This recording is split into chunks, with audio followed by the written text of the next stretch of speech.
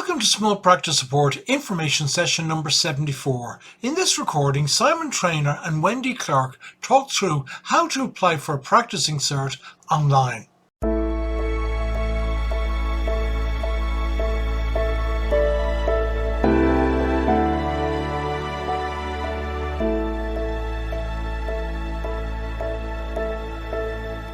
You're all very welcome to the Small Practice Information Session with the Law Society. I'm joined by Simon Traynor and Wendy Clark, and we're going to be discussing the Law Society PC renewal today, which is deadline is February the 1st. Is that correct, Simon? That's correct, Justin. Any solicitor who would like a practicing certificate dated 1st of January should make their application on or before the 1st of February. Okay, great. So over to you, Simon. If anyone wants to ask a question, we'll take it on the chat, but I hand it to you. Thank you very much, Justin. Appreciate it. And you're all very welcome. And the way I'm going to approach this particular session is we're going to log in to the website and we're going to make applications for 3 different types of solicitors. The first one I'm going to do is for a partner of a solicitor firm. The second one will be an employed solicitor.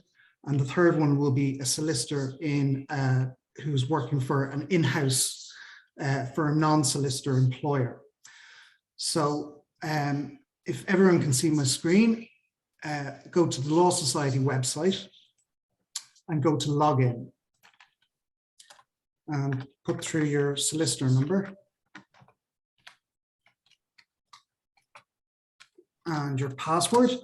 And if like me, you had problems with your password, you can always go to webmaster@lawsociety.ie.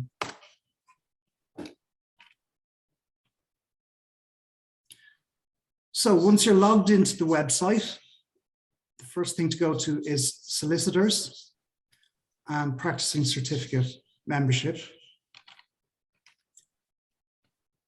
And down there you will see access PC application forms and guidance notes. And that's the practicing certificate form.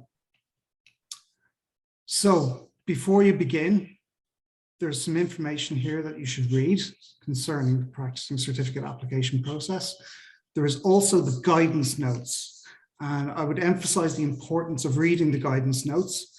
The guidance notes are 43 pages long, and each solicitor states at the end in their statutory declaration that they've read and understood the contents of those guidance notes. But I will leave that for each person to do themselves. So to begin your application, first thing is to go to begin application. This will give you your details, the details that the society currently has for you, which you can edit if needed. But in the vast majority of cases of solicitors who are working in 2021 will have the same details as there. So we continue, and the first section is the professional status. And each section you will note has guidance notes here, and they can be accessed, which gives you details about each of the sections itself. And the first professional status has 21 questions. The vast majority of solicitors will answer no to these questions, and I would ask you to take your time and read the contents of each question as it goes through. If you answer yes to any of the questions, another box will appear, and you can make all the relevant information in there. You can also choose any relevant files to back up that particular question. However, for our particular purposes, we are going to answer no to all of these questions.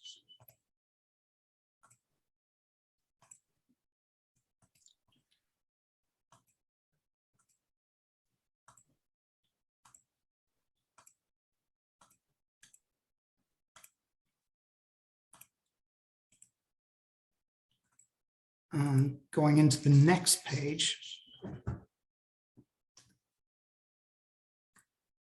you will be asked if you're a solicitor involved in investment business and investor compensation. Again, there are guidance notes available for that. The majority of solicitors won't have to answer yes to this, but if you do, again, you may upload whatever documentation you need to. So part 2 is what most solicitors will click on there. Because this is a partner in a solicitor firm, the solicitor's accounts regulations should be left unticked. The professional indemnity insurance matter, that applies only to solicitors who are employed on an in-house basis for a non-solicitor employer. So again, we would leave that blank. Continuous professional development, you must state that if you're a partner, you must state that whether you were a compliance partner or anti-money laundering compliance partner, you would tick this, but if you weren't, you would not.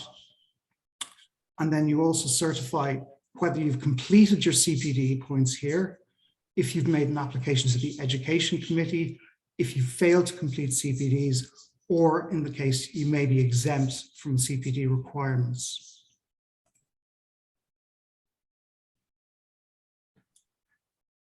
The next stage is a privacy statement. You must click this in order to proceed. And there are also there's an option here for third-party marketing information. If you would like to receive same by email or post, or neither, you may tick those if preferred.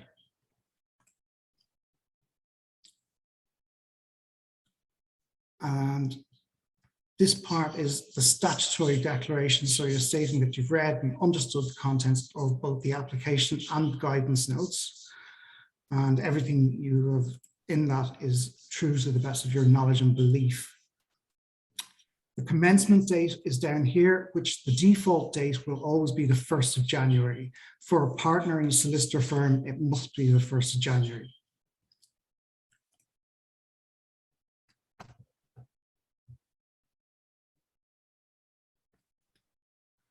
And this page is now where the fees are. These are the mandatory fees and cannot be changed.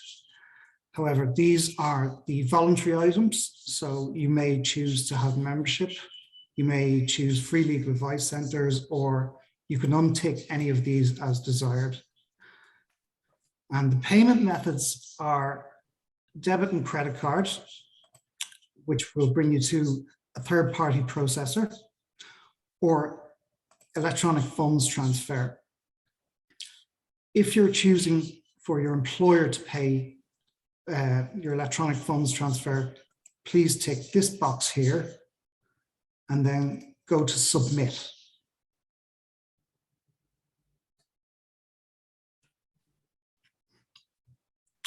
And that's the page you want to see, the success page.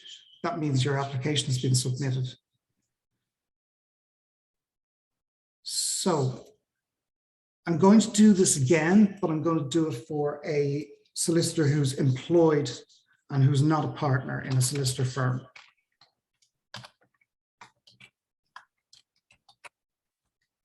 Simon, just for those coming on late to the call, what was the one you just did? The one I did first, Justin, was for a partner in a solicitor firm. And you're going to do 3 scenarios. That's correct, yeah, because they're just slightly different. And so this would be a solicitor who's employed as an assistant solicitor in a solicitor firm, for example, or maybe as a consultant. So after logging into the website, again, go to Solicitors, Practicing Certificate Membership, PC Applications and Guidance Notes, Practicing Certificate Form. And we begin the application this way. Again, the personal details are here and they can be edited if necessary.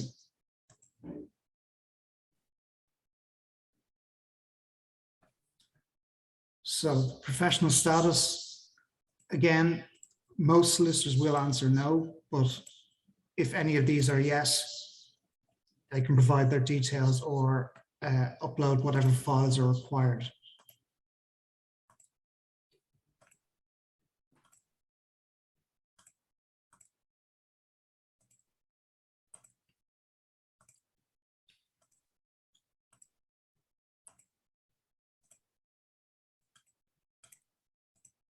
No.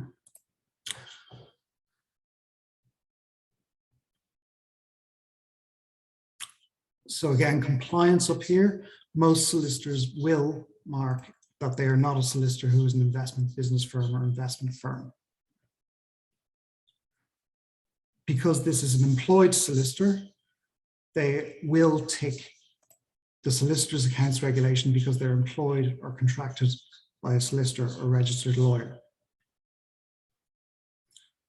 They would not tick this because that only applies to a compliance partner or an anti-money laundering compliance partner. The CPD requirements, if you've completed your CPDs, please tick this. And there are other options down here if you have not completed your CPD requirements for the year.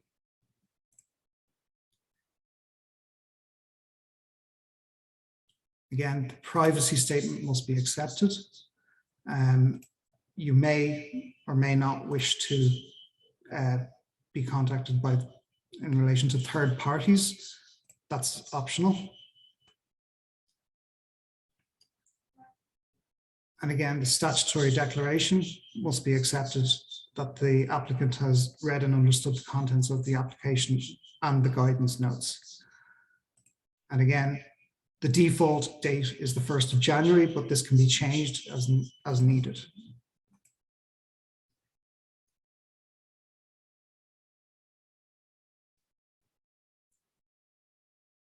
And the mandatory fees are up here. The optional fees, so if you only wanted to pay for mandatory fees, you would just leave it at that. And in this case, we'll just pay by credit card, for example.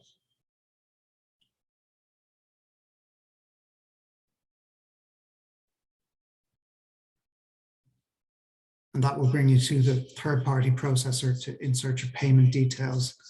And once you pay, the success screen should come up.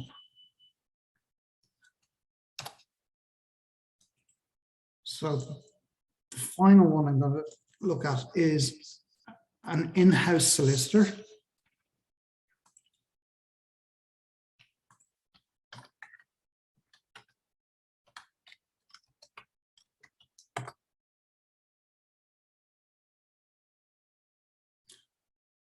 So the very same process. Go to solicitors, practicing certificate membership, access PC, practicing certificate form. Again, the guidance notes are available. The full guidance notes are there.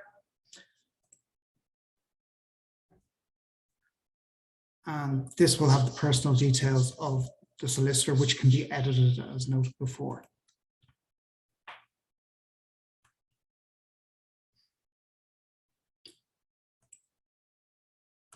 And you can generally, again, most solicitors will answer no to all of these queries, but if there is a yes, you can put the details of it in the description box and upload whatever files may be necessary.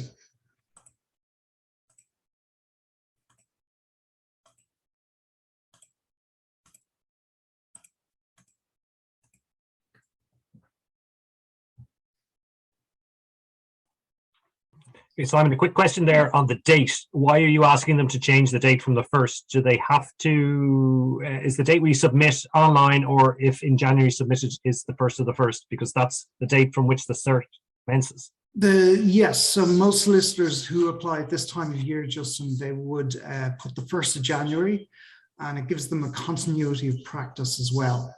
So while you may not start until perhaps the 4th of January, as most solicitors didn't do this year, they would always put down the 1st of January. That gives you the continuity of practice as well. Thank you. So again, we would not put the solicitor is not an investment, a business firm. They would not tick this because they were not a sole practitioner or compliance partner. Of course, in-house solicitors CPD requirements apply to these as well. So we'd say they completed the CPD requirements for the year. Privacy statement, third party optional, of course. Statutory declaration. You confirm that you've read and understood the contents of the application. The date is a default 1st January.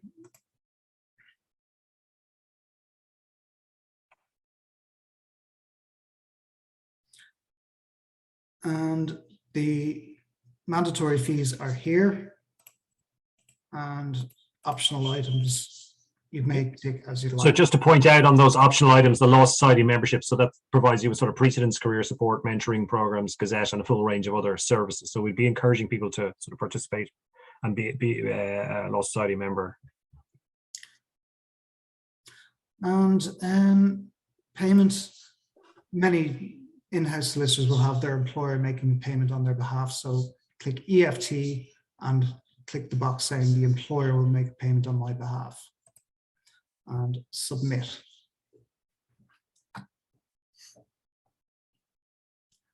And again, there's your success.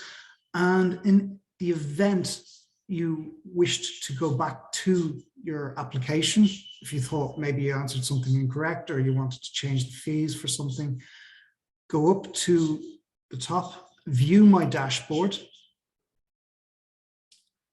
view my profile, and go to my applications. And that will bring you to Practising Certificate 2022. If you click on that, it will show you the current status is submitted awaiting payment. In the event you need to open the application, you may hit reopen application and you'll get a warning up here saying that this will reopen the process. If you reopen the application, you must complete it to the end. So we will, in this case, reopen the application.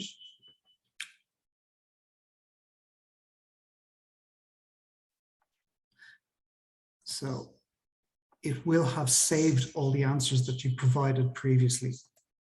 So if you had to go in and edit something or change something, you may do so, but you will see all the questions here are ticked no.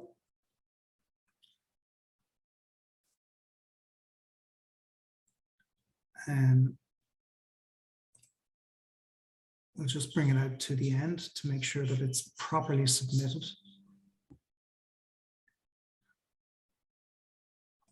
And to the end, Simon, is that paid or? Where the payment page is, Justin. Yeah. So say, for example, you didn't want to pay for membership and you just wanted to change that. You just wanted to pay mandatory fees. Then you redo this and resubmit. And once that has been submitted, then your application is in progress. So yeah. Does that answer that question? Can I start the process and finish at another time? Or must it all be done in one sitting? You can start the process and finish it at another time, but we would recommend that solicitors finish it in one go, because sometimes they forget. Gotcha. Just want to have you there. What's the latest date by which the application and payment can be made? The statutory deadline is the 1st of February. All applications that want to be, that solicitors want to have an application dated the 1st of January should be submitted by the 1st of February with full payment. Okay, is there a particular time on the 1st of February or midnight or? We have taken applications up to literally 11:59 on the 1st of February. But it is all, but because it's all done electronically, we have no method of extending the deadline. It's a statutory deadline. Okay, very good. And just one last question again. What happens are independent law centres who do not pay their fees? Well, is there another step?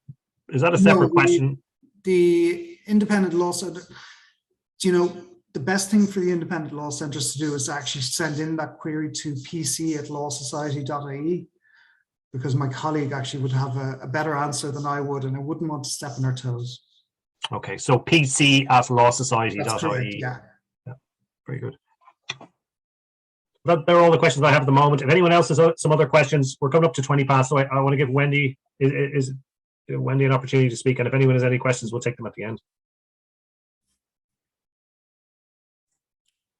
Is that all right, Simon? That's grand for me, Justin.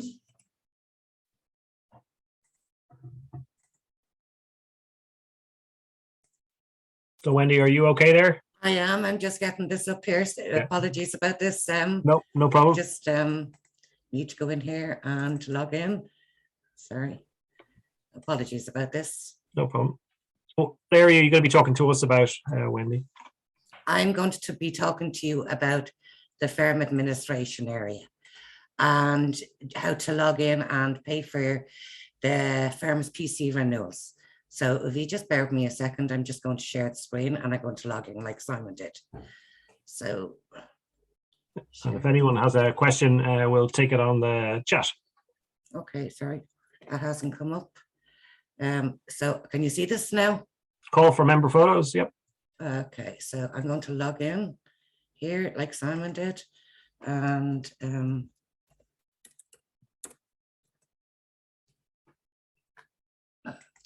hopefully when we log in, we see that everything that's happening. Okay, this is not logging in for me.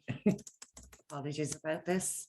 So basically, I'm going to be talking about the firm administration area and how showing people how they would log in for their PC. And apologies, this is not working at the moment. I'm just going to. You're missing a 0 in that. Am I missing? Thank you, Simon. That's why I like having you beside me. So apologies. This what happened to me. Don't worry. I'm just going to stop sharing for the moment. Yeah, stop sharing. I'll just pull up my screen there for a second, and I will share my screen just for a second. We'll just talk about escape. You let me know, Wendy, when you're ready to go again. So we'll just talk about the future sessions. So I'll just bring you through. These are the available informations which we'll send out with a recording on Friday. So there's a short video on how to sign up for the PC, and then some of the email addresses that you need if you need assistance with logging in or then PC renewal, as we were talking about earlier. And then these are the future sessions. So the next week is with Smith and Williamson, and then further sessions on January 26th, digital marketing and planning. Tomorrow's lawyer with Lawrence Fennan, which is talking about the future, and then some of the automation, digital signatures and other benefits to digitalizing your practice. They're the future sessions. So I think that there's also a question there. Or have you been able to log in, Wendy? I have logged in, yes. Apologies so I'll just about stop that. sharing then. Yeah. Yeah, apologies All about right. that. It's looking like live TV. We're on live TV. That's true. I'm just going to share the screen. So now, as you see, we're going into the firm administration area. So basically where the name is, so see where the Skywalker name is. If you click on that and you see the firm administration tab. So if we click on the firm administration tab, it'll bring us to the dashboard for firm administrators. So if you notice here, there's firm administration guidelines, which will give you all the details of all the renewals, the firm change, edit details, the PII. Well, today we were dealing with the firm payments for PCs. So if you click into this, I'll bring up the firm payments for PCs. So if you notice here, there is the solicitor's names, and who has access to the firm administration area is principals, partners, or nominated solicitors, or nominated non-solicitors. So when you click on the PC, firm payments for PC, you see this, there's two solicitors in this firm, John Delaney and Shimi Skywalker. So if we click here, you will notice that here and here, we can generate an EFT for the solicitors. So this EFT shows all the details of like submitted awaiting payment, and it says here not paid. So we click on this generate form and we put in our reference number. So we put in the reference number, which the order should confirm. Apologies. Can you hear me there? Yep. Yep. So if it's listed in your firm, sorry, we'll go back out of that for the moment.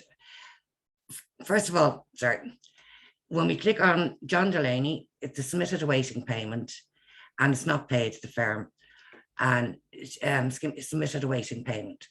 So what we want to do is to generate EFTs. So this EFT, if we click on the EFT, it should have come up, confirm. It's not coming up actually.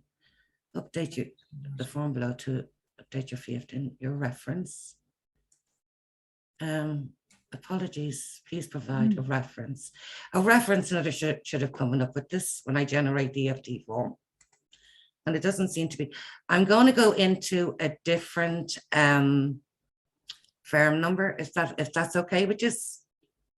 Yep. Because it should, where it says John Delaney submitted awaiting payment, it should have show the LSRA payment, the fee payment, and everything else, but it's not shown those details. So it's pink, but it's not shown the schedule of fee, like the fees. So I'm just going to go into another form, if that's okay. Please don't mind waiting. There's a message there from Tony, Simon, which I don't know whether you want to read out there. It's fairly stark, I would have thought, around not renewing on time. Yeah, it's not incorrect. Yes. If you missed the application date of the 1st of February and you've provided legal services in January, you will be required to make an application to the High Court to backdate. And it's costly and cumbersome, and it's always best to make sure that you're covered. Yeah. So there's a high penalty for not complying with this request. So really, the day before, at a minimum, I would have thought, just to make sure that everything. I wouldn't be leaving this to last minute. It's not recommended, no. No, not if the outcome is that you end up in the High Court. Simon, can I ask you, Yes. can you log into the S2028 and share your screen with me, and I'll ask you where to point, if that's okay? I can't actually see it here at the moment. Okay.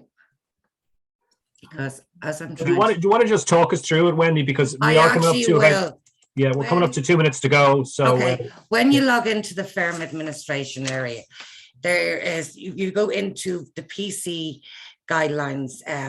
So it's your PC, where I clicked earlier on to pay your fees, the PC,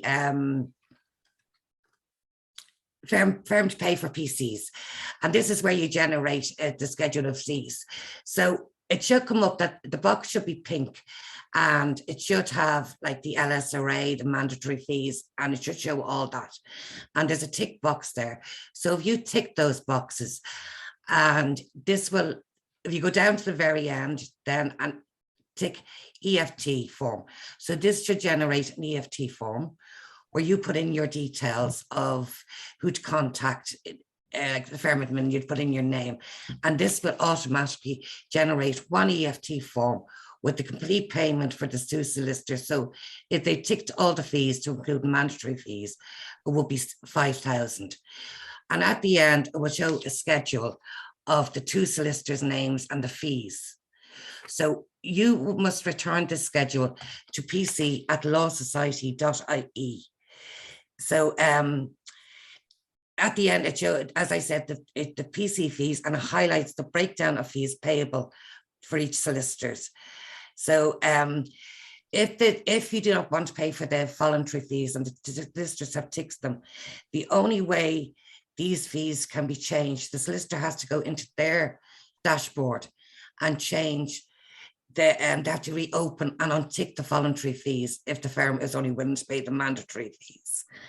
And this form must be sent in to PC, the EFT form must be sent back to pc@lawsociety.ie before 1st of February 2020. to.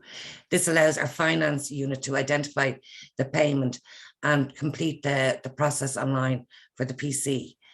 Also, in the firm administration area, if the solicitor has not applied, where the solicitor's name will be white, and there will be a green label say send a reminder to the solicitor. So you can click that and send a reminder to the solicitor to apply for the practicing certificate online.